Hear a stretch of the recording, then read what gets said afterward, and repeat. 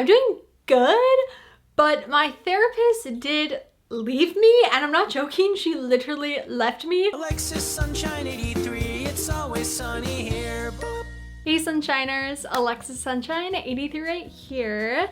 Today we are just being casual and doing a little Q&A. I asked on my Instagram and also my YouTube community tab for any questions, fashion related, non-fashion related, and the last time I did a Q&A was 11 months ago, so I felt like it was time. The first question is, will you be keeping your natural hair color? It's gorgeous, which thank you to everyone that has left just the kindest comments about my hair, especially as basically my natural hair color has fully taken over my full head of hair. I actually have not had any bleach or hair color touch my hair since last May, which is just wild that I have basically made it a full year of literally not touching my hair at all. The only thing I did was get my bangs cut by a different hairdresser. And even when I got my hair done last May, that's when I did the big cut, and then we only did a partial highlight and just kind of did a couple just to kind of help my natural that was coming in and the blonde kind of blend a little bit. I do have a hair appointment in May where I think I just kind of want to bring up some of the blonde. I have booked like a partial highlight, so kind of leaving, of course my hair is up so you can't really see it, but I will include a video of what my hair looks like down. We're not gonna do like full on, you know, all the way up to the root, especially because I do really like my natural hair color. I think it is so beautiful. It has this very nice like warmth to it. When I was younger, I had bleach blonde hair just naturally, but as time went on, it got a little bit darker, and this is kind of now what it looks like. I do love being blonde though, but I don't want the damage, especially with what I went through back in November 2022. Like, I have been on a hair journey. I would much rather have healthy hair than blonde hair, so I'm not wanting to like go full blonde or anything like that. I just kind of want to blend in the blonde that I already have with my natural. I thought this question was really interesting. It says, what are you going to be brave and try this year? I think there are two really big ones. The first one being a little bit more fun than the second one, but that is I really want to go to New York this year by myself for Fashion Week. Last year, I did get invited to a couple of really cool sustainable brands runway shows, and it ended up being really last minute that I couldn't do it, but also I like finally was hit that I would be going by myself. I would have to figure out,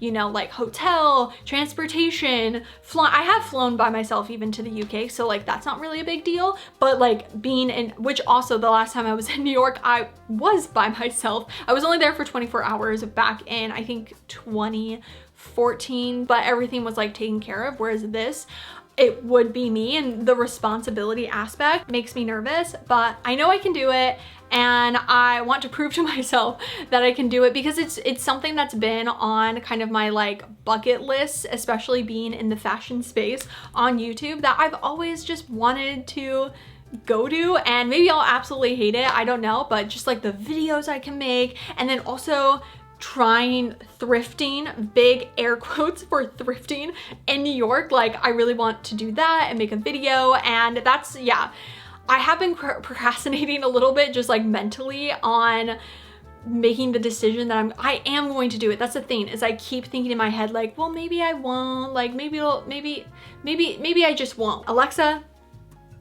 you can do it. I believe in you. The next thing I am going to be brave and do this year is, I think I even mentioned it in my last Q&A, but basically I have gum recession, and I kind of had gotten a couple back and forths about if it needs to be treated like right away, because one doctor was like, this has to be done within the month, like this is so bad, and then another doctor was like, you definitely have gum recession, it's not like you need this right now, but like you will probably. I ended up meeting with another specialist, and he was amazing. He calmed me so much more than the first dentist I had gone to, that literally I just started bawling and having a panic attack. The surgery is gum grafting.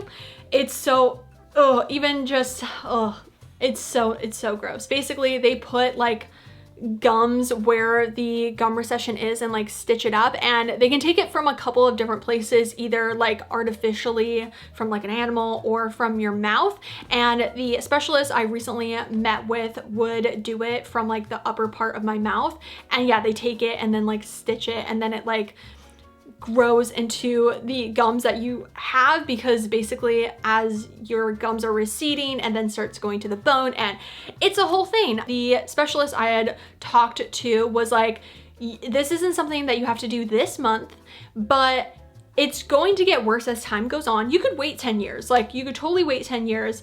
It's just gonna get worse. So it's kind of up to you if you want to deal with it later or deal with it now. As much as I would love to put it off for 10 years, I think it is a smart thing for me to do this year. I think I may try to do it for like December or January, just because I feel those months are a little bit slower and it's like a better time to be able to take off, because it's gonna be my mouth. I'm not really gonna be able to like properly talk fully. Actually, Mia Maples had gotten it done, so I watched her video to get like, you know, what it's actually like for somebody, and that put me at ease. But it does make me sad that they can't put me to sleep when they do it. I think that's the thing that's has gotten me the most, is not the actual like aftermath of it, but the actual like doing it. I'll be numb, but it's the fact that I'm sitting there and like I won't be able to fully see, but I know what they're doing, and that just, ugh. But I'm going to do it. As much as I want to cry right now about the fact that I will have to do it, I'm going to do it, because putting it off just makes it into a bigger thing. When are you starting your podcast? Literally, my last Q&A, I talked about how I was going to push past, again, anxiety and finally start this podcast that I have been planning for 3 years. I literally got a jingle 3 years ago. I got a channel banner that I paid for 3 years ago. I even have the channel name because I basically want it to be audio, but then also like video.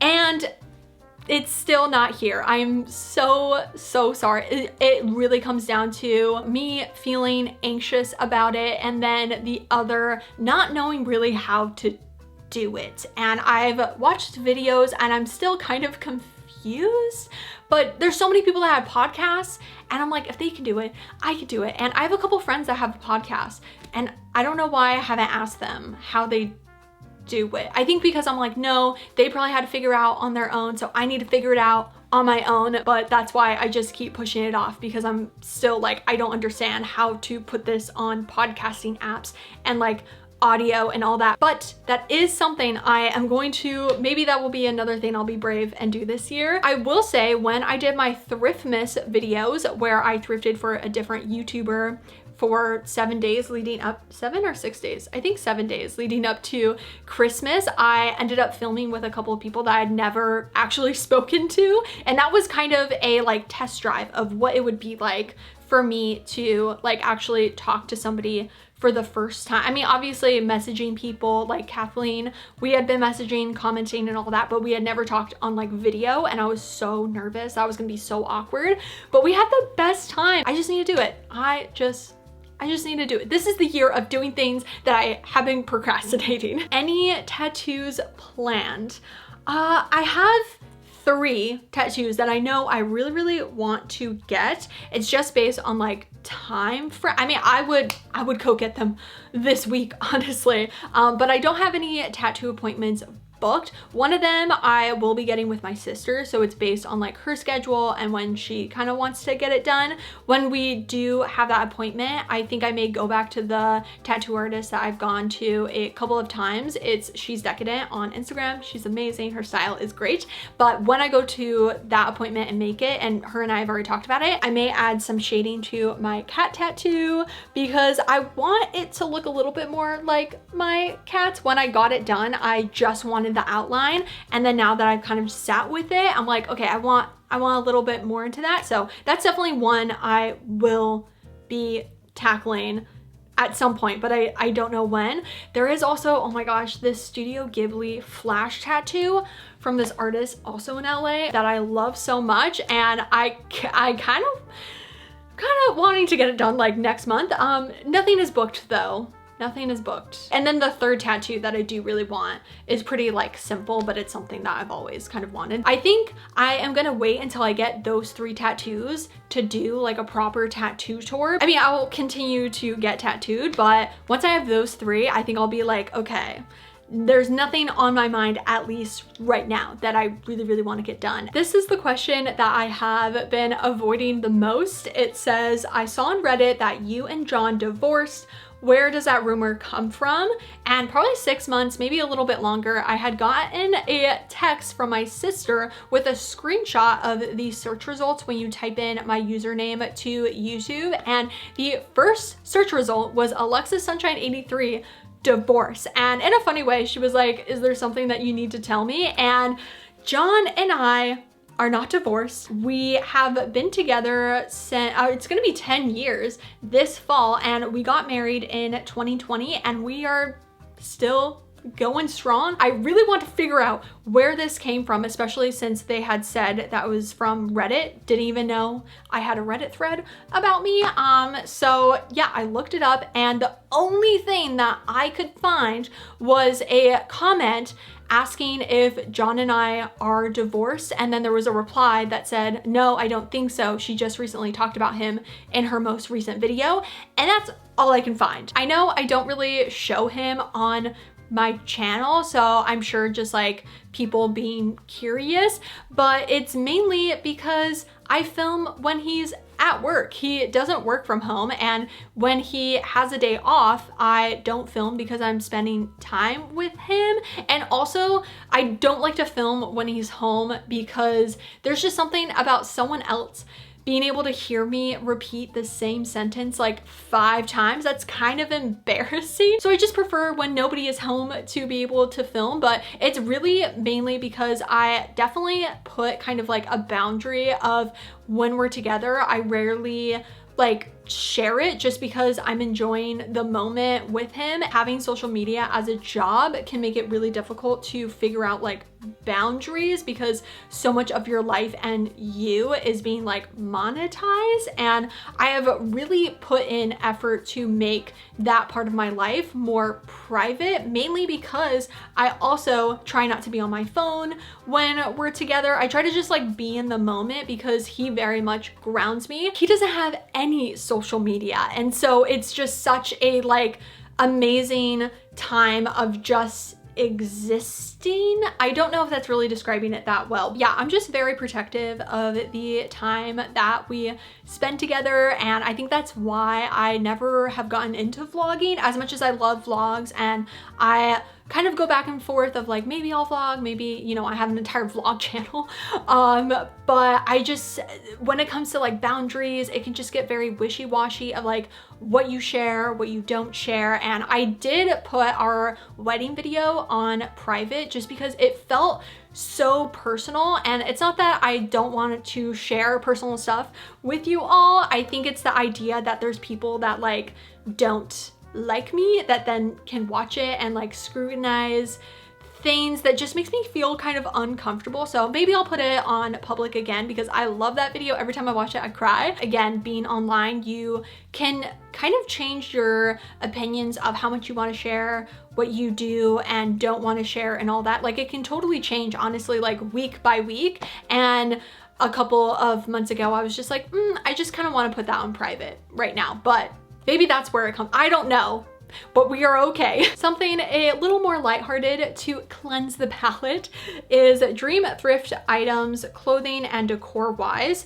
Home decor, like thrift dream items, is basically anything that's in my Pinterest home decor board. Like everything, every single like piece you see is like my dream thrift item. When we end up moving, I think I will do a whole video like thrifting for the new place, but I'll go a little bit more in depth of like what I'm looking for, and especially that Pinterest board. Clothing wise, my dream thrift items are these like cat cardigans that I see all over Depop that I always question if I should get or not. And technically I do have this amazing cat cardigan that I got in an estate sale last year that ended up getting ruined when I hand washed it. I was looking into getting it fixed, but because I guess, I mean, it's a knit and it was knitted by hand, like it's not the same thing as going to like a tailor. And I have really not been able to find any like businesses that do that. There was one place, but when I went there, it was so disorganized. Like basically, there was no floor space. It was just packages because people could send in their sweaters to get fixed, like from around the United States. And it was so disorganized that I just felt like my piece would end up getting lost, especially all the reviews were like, it took 6 months and I didn't even know if I would get my piece back. And the person was terrible at like communication. And I was just scared to leave that beautiful sweater and also pay $200 of potentially it getting lost. Again, there were many comments of people saying that their pieces had gotten lost. If you know any type of place that would fix sweaters that have holes in them, let me know. Like, is there a specific business name that I'm looking for, a specific skill? I mean, knitting, but I mean, I just feel like there aren't really any like knitting businesses from what I've seen, especially the specific type of knit that it is. I got a lot of questions asking how I am doing in regards to my OCD, emetophobia, and therapy, like just in general. And I'm doing good, but my therapist did leave me, and I'm not joking, she literally left me. She ended up doing a exciting like teaching opportunity, and so we had our last session back at the end of January, and it makes me so sad because I loved my therapist so much. She completely changed my life. I started going to her in September 2021. That's when I was diagnosed with OCD, and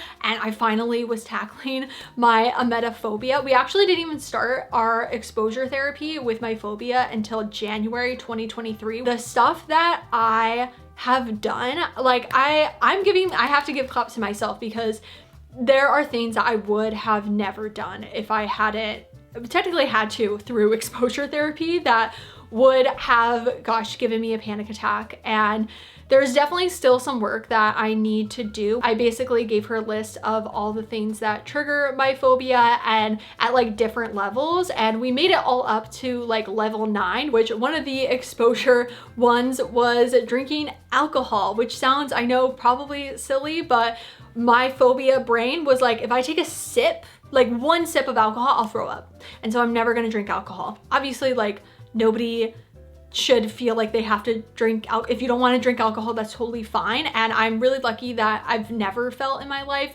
pressured to drink alcohol. But the reason why I didn't drink alcohol wasn't because I didn't want to, it was because of my phobia. And I think the whole thing with having a phobia and especially exposure work is having a choice. Am I choosing not to do this thing because I don't want to do it? Or am I choosing it because of my anxiety and these barriers that the phobia starts to create, that small things like salad dressing? Salad dressing was as terrifying as drinking alcohol. So through it, I have been able to give myself choice. And when I'm talking about like drinking alcohol, I'm thinking like maybe 1 or 2 margaritas like a month, like nothing extreme. And I mean, as you can tell, I love a mango margarita specifically. I love a fruity drink. Yeah, most of the time I still just go for water, but it is nice again to just have choice. It was very funny with working on specifically that part of my phobia because my therapist was like, I never want to tell somebody to drink alcohol, but like the whole issue is the reason why you're not drinking alcohol. And if you like hate it, like that's totally fine, but you can then choose, I don't like this and I'm not gonna do it, versus this scares me, I'm not gonna do it, you know? With my phobia and exposure work, I haven't yet gone to like the level 10s, and my therapist and I talked about potentially going to a new therapist because again, she's now gonna be teaching, and so she was like, I'll help you find a new therapist, I'll talk to them, let them know what we were working on.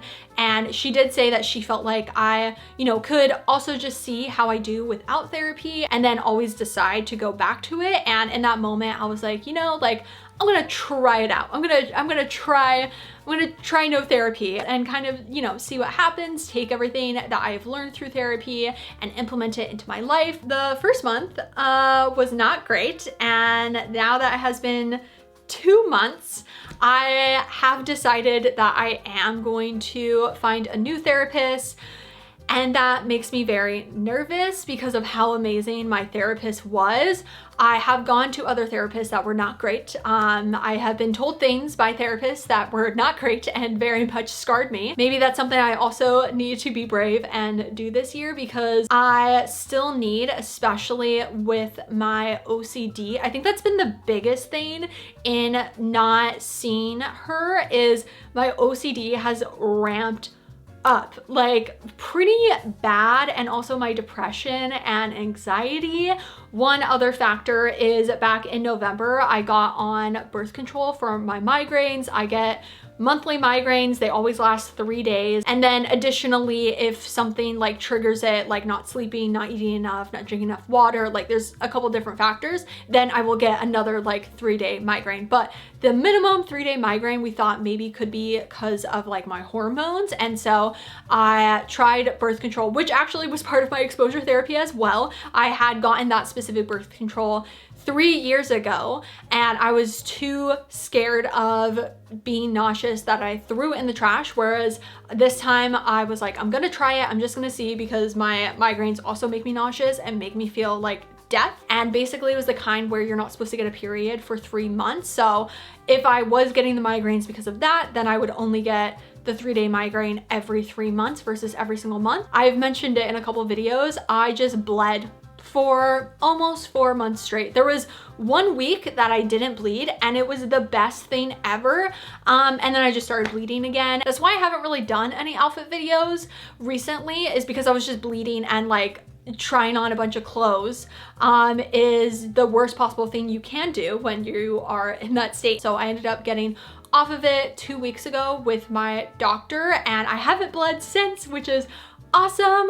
But I also still got migraines, monthly migraines. So I got a different medication for my migraines. That's just like a migraine medication, and then an additional one to see if that helps. But it just made me, because I didn't feel good, I almost started having like an identity crisis, and just the depression was really bad. And then I would just spiral about things with my OCD. For me, my OCD, it's a lot of like mental just rabbit holes that I just keep going and like making decisions. Mine's very like decision wise, like it just it's something, it can be something small of, hey Alexa, where should we go to dinner? And I'll like, oh my God, I will try to figure out like what is the best possible place to go to that will have the least amount of bad things that can happen. And then if we go to there and the food's not good, then I put that guilt on myself that I should have known that the food was not going to be good, and I should have made a better decision. Like it's very decision based and very guilt and like shame and also embarrassment.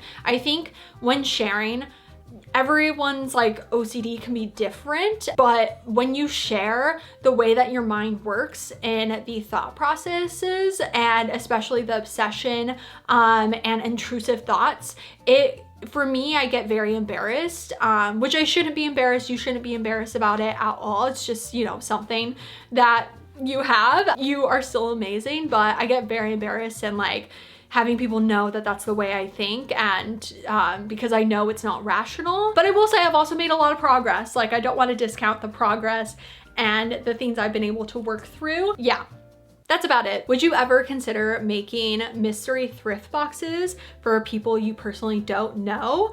I have always kind of thought about doing like mystery thrift boxes just because I've done so many of them.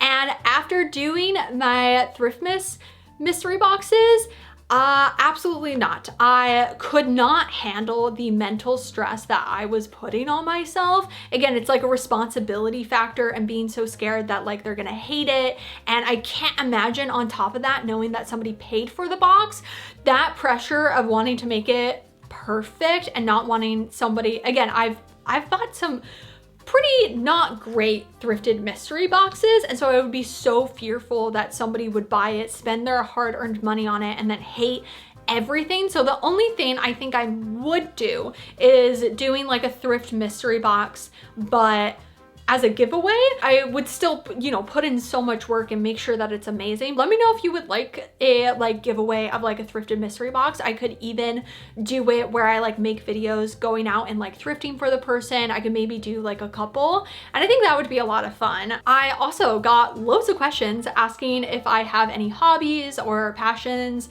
outside of YouTube and like thrifting, and I need hobbies. I really need some hobbies. I need hobbies that get me out of the house.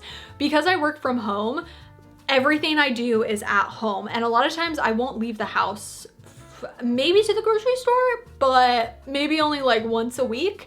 And I need a hobby that gets me just outside. I really wanted to take a sewing class, specifically an in-person sewing class. I just feel like my mind works better in person, and there's none. There's one that is only for children, because apparently like only children can learn how to sew. I think I do want to take like a Skillshare basic sewing class. Like there's one that even is just about how to read a pattern, which like I very much need that, and more of like a hobby for myself, not necessarily for my channel. Like there's so many things I would like to make just for myself. I'm really jealous of all the people that do like ceramics. Like that sounds like so much fun and like getting you out of the house, and I'm just not artistic whatsoever. These hands create monstrosities. I guess my only hobby is technically playing The Sims. That's my passion, 100%. So many people have asked like, oh, would you make a Sims video or something like that? But it's such a special thing to me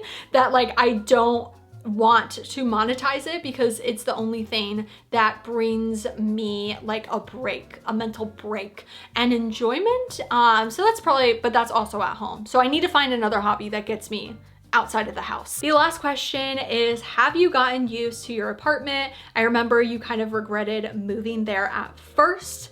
If you all remember, oh my God, I don't even want to talk about it honestly, because it makes me like prime example of letting OCD take control, and also me being manic, and God, I just it's so bad. Now being almost 2 years in, I still regret it, but it's, you know, it's been okay. It's a roof over our heads. We have been able to live, and I love the area that we're in. Like I absolutely really love the area. I just don't love this condo. It has been a lot of growth and sitting in an environment that you feel uncomfortable in, like sitting with it and not being, again, impulsive. I feel like we've been able to make it work, but we're very excited to move. We've already been looking at kind of different places, and I have definitely been a little bit on autopilot because of knowing that we will be moving and being very excited about it, but still having to like be here. And then a lot of the emotions of things that happened when we moved are like coming back up. And so I'm just trying to like not again go down the rabbit hole like mentally, because then I start again thinking like, well, what if the new place is bad? Then it's my fault. If we moved into an apartment that like caught on fire, I would blame myself that I did not know that the place was gonna catch on fire. You know, like that's how my mind works. So I think that's also why my OCD and mental health has not been that great, because of the anticipation of it. But again, it's been good for having a place to live. It's given us opportunities to do things that we wanted, especially moving out of my hometown. And yeah, but we're ready. We are very much ready to move. Okay, I think I have talked enough. Thank you all so much for watching and for like caring about me, and also just like caring about, you know, what's going on in my life and sending me questions. Like thank you so much. If you are not already subscribed though, and you would like to see my face again, then make sure to subscribe right down below and hit that little bell to be notified every time I make a new video. And also don't forget to follow me on Instagram, which is alexsunshine83. I will see you in my next video, and I hope you have a super sunny day. Bye.